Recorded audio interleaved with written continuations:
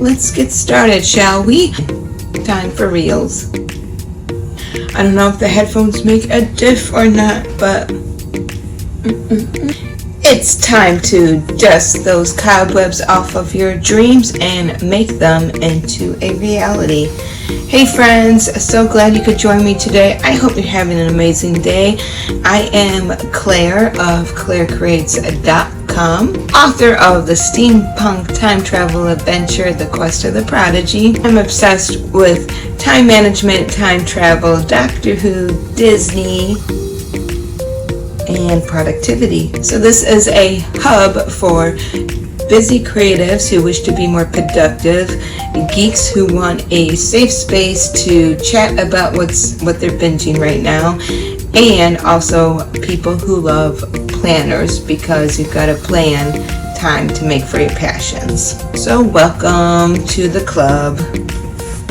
Hit subscribe so you can join for free.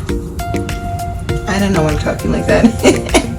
It's just been a really long time since I been blogging or vlogging because I had a mental breakdown back in March. I had this channel. I think I had about maybe 30 videos or something like that, and like 20 no, it was less than that, maybe 15 subscribers. I loved each and every one of them, but I had a mental breakdown of everything, and I just thought I can't do this. It's too much work. I can't afford to hire anybody. I'm not good enough. I'm not smart enough. I'm not pretty enough. I'm not young enough. I'm too old to do this. I know I don't look it, but I'm 36. And it was just, I just had a breakdown. I thought my creative dreams were never gonna happen. And I convinced myself that that was true. And I tore down all my inspiration boards. I tore down all my everything that reminded me of writing. I deleted my flippin' channel, which is a big no-no because I really wanted to save my videos so that future aspiring YouTubers can see me from my oldest videos, because I enjoy seeing people that I look up to. I enjoy seeing their old material, because you don't want to compare yourself. Well, first, you never want to compare yourself to anybody ever, but that's not realistic, even though everybody says that. But if you do compare yourself to somebody else, compare yourself to their older stuff, you know, more on par with who you are today. You don't want to compare yourself to, I'm just going to use his name because apparently everybody else does, you know, Mr. Beast. And I don't know Mr. Beast, I've not really watched any of his content, but if you compare to Mr. Beast today, who I am hearing he's surpassing PewDiePie, of course you're going to feel burnt out. But if you watch his older stuff and compare him to his very first video, my point with this ramble is everybody starts on the same page at 0. So you can't compare yourself to somebody who has all the subscribers, all the play buttons, all of this and that, and you don't have anything. Of course you're going to feel burnt out. And I have heard that advice my whole life, and I still couldn't help but to compare myself to other people who I knew were way out of my league and everything, but I still felt like I couldn't do it, like I could never. And my goal is not to be like them. That is not my goal. My goal is actually to help other people. So my goal is to inspire as many people as I can who are on a creative journey of sorts, or who are people who have a geeky passion but aren't always comfortable expressing themselves with it, because it's not always cool to be a geek. So a lot of people hide their passion and their fandoms and things like that, and their, you know, characters that they ship and everything like that. And then I'm also obsessed with planners. I've got so many planners around me, it's ridiculous. But I've been obsessed with planners since 2014, 2013. especially the Happy Planner. And so you're gonna see some Plan With Me stuff too, so you don't have to watch every segment of this channel. And believe me, I've tried to niche down, and I've tried to have multiple channels for each niche, and that's how I got burnt out, because I try to make videos for each channels, and it's not really YouTube's not really creator friendly in that front to have multiple channels for one face, like in many different things. Like it's like if you had 5 Facebook accounts, you know, of course you're gonna get burnt out. So I got burnt out, but I've been trying since like 2014. But this video, I didn't expect to be so rambly. I should have, but I didn't expect it to be so rambly. But my point to all that rant is this is not my first rodeo. This is not my first time in front of the camera, even though it might look like it. But it's my first time in a while. And that's what I want to share with you guys today, is because I've learned some things from my meltdown. Some of it through therapy, and some of it through my own soul searching, and some of, spoiler there, sorry, and some of it from just experiencing everything. Because the funny thing is, since 2014, I have had in my mind an agenda of vlog posts to share with you guys. So imagine if I followed through with that. That's kind of my point. Like, I could be so much further in my own YouTube journey if I actually stuck with my schedule and didn't let my fear of my coworkers finding out about my content online, or fear of my mom finding out about my content online. I love my mom, I really do. She's literally my best friend. But I don't know, it's just a different beast. Not in reference to Mr. Beast, but it's a different beast.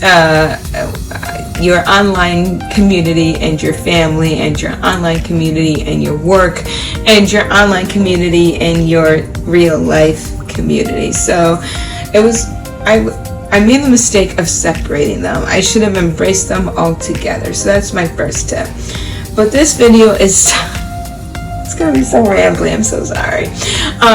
But this video is titled The 3 Ds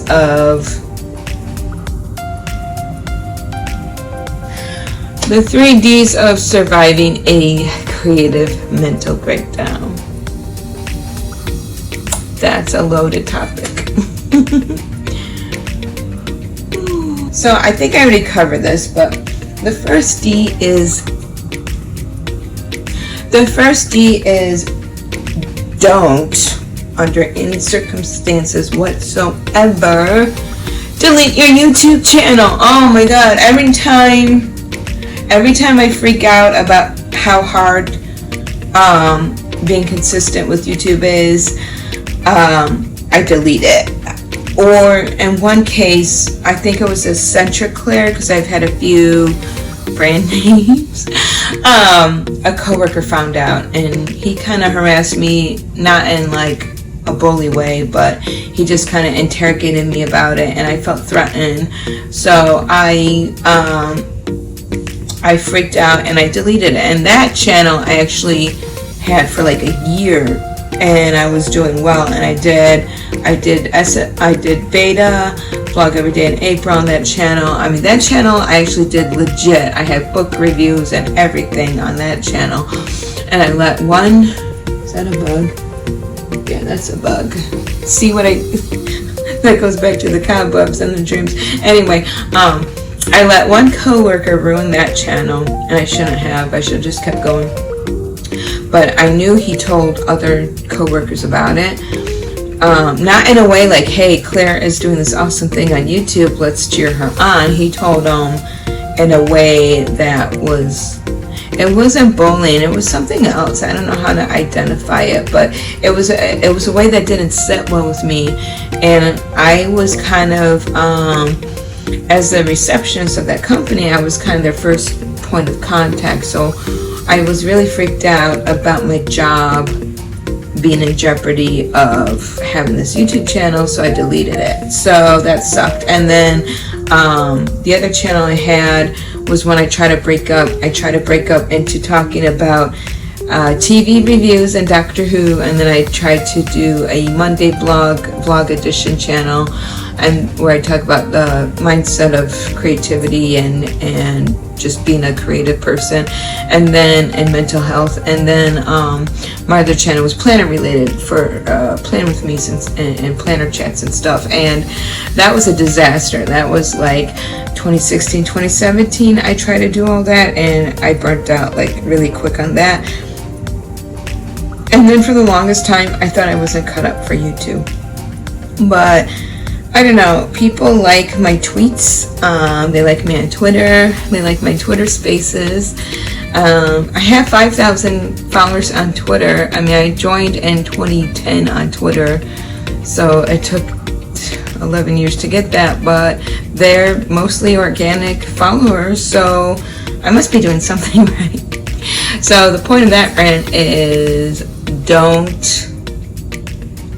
delete your online content that you actually own, that you filmed, that you wrote, that you created from nothing into something.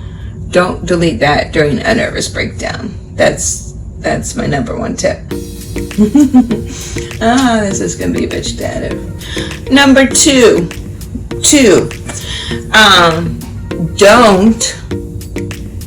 don't call it a failure. Don't call it unsuccessful.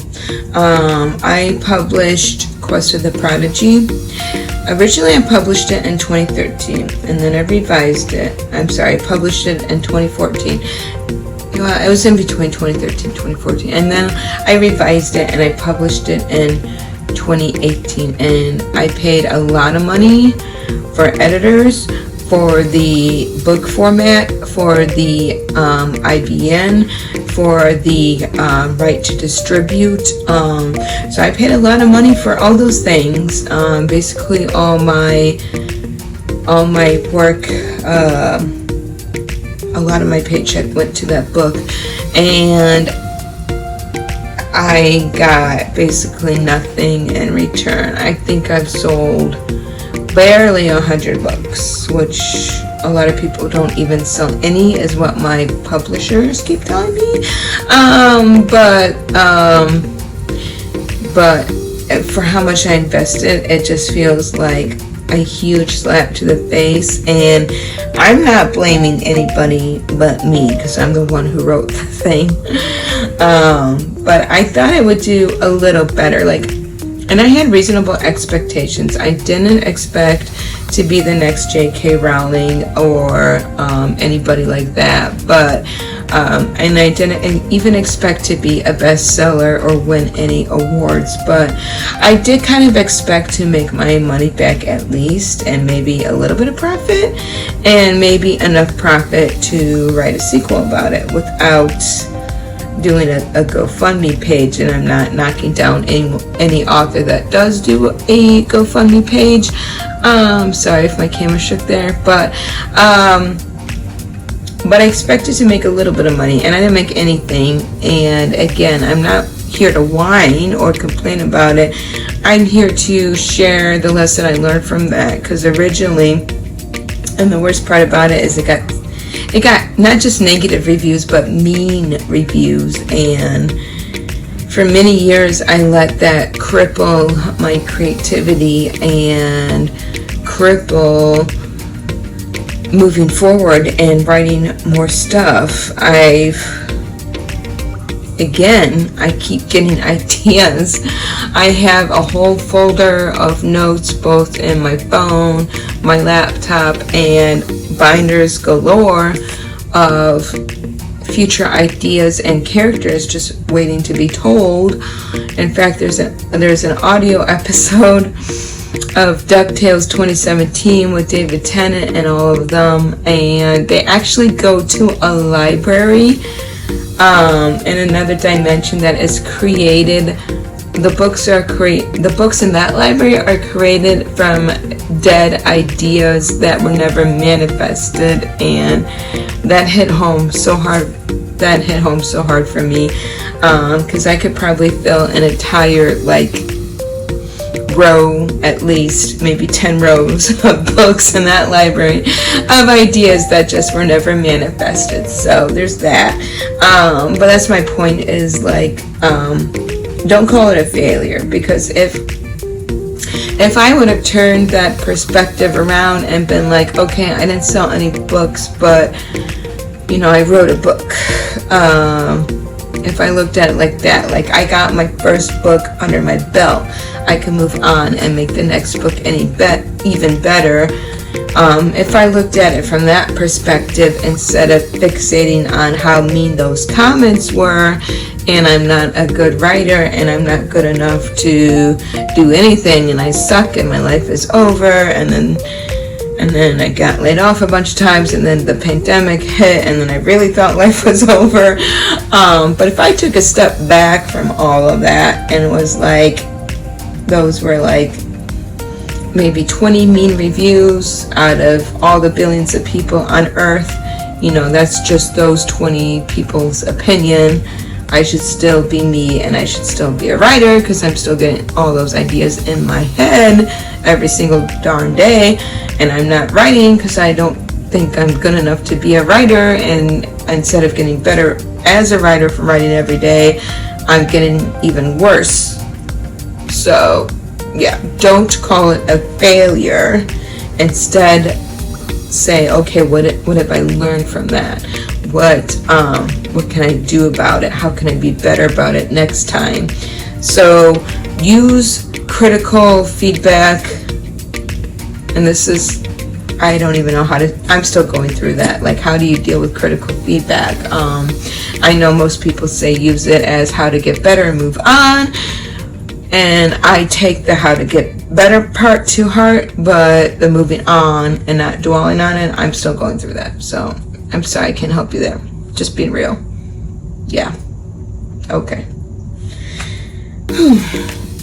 And the next point is do some soul searching. And I feel like we've already touched these points in the other chapters that we've talked about here today in Cre8tes, but just really remind yourself. I think the most important thing when you're feeling stuck or down, that a project you were really pumped about and invested time and money about didn't pan around even close to your expectations, even if you set reasonable expectations. Like even with my YouTube, I didn't even expect 1,000 subscribers, but